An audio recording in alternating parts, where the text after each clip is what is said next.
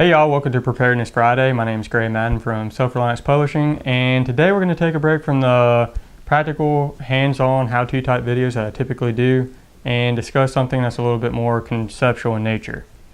The question of today is, are preppers crazy or is prepping crazy? And the short answer to that, in my opinion, is no. But we're going to unpack that and talk about that a little bit. The Bible says, and history has confirmed, that every nation will fall.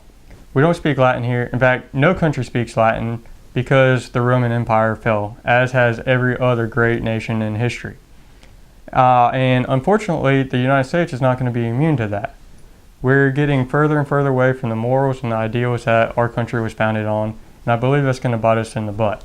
You look at the runaway spending and the national debt, and it kind of makes you wonder what's going to happen with our country.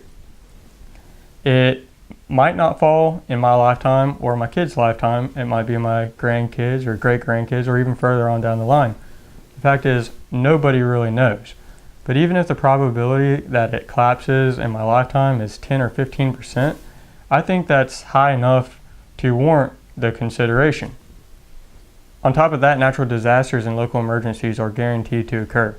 I live in North Carolina, and we've been hit with several hurricanes in my lifetime, and I've been without power for more than a week at least 2 or 3 times. So it's only prudent and logical to prepare for these emergencies.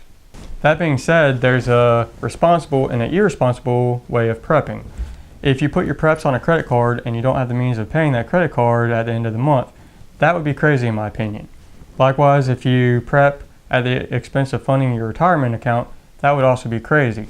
You don't want to be working at 75 years old to make ends meet because you invested all of your assets in preparing for a future scenario that might or might not happen. I would not recommend that. The good news is that to prepare correctly shouldn't require much in the way of disposable income.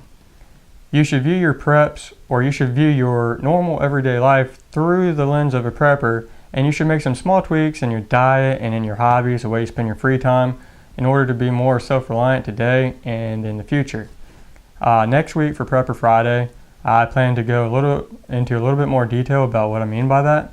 But the points of this video are that prepping is not crazy, but there is a responsible and an irresponsible way to do that.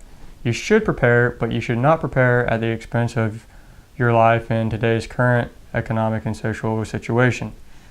So as always, I appreciate every like, every comment, and every subscribe. Thank you for watching, and we will see you next time.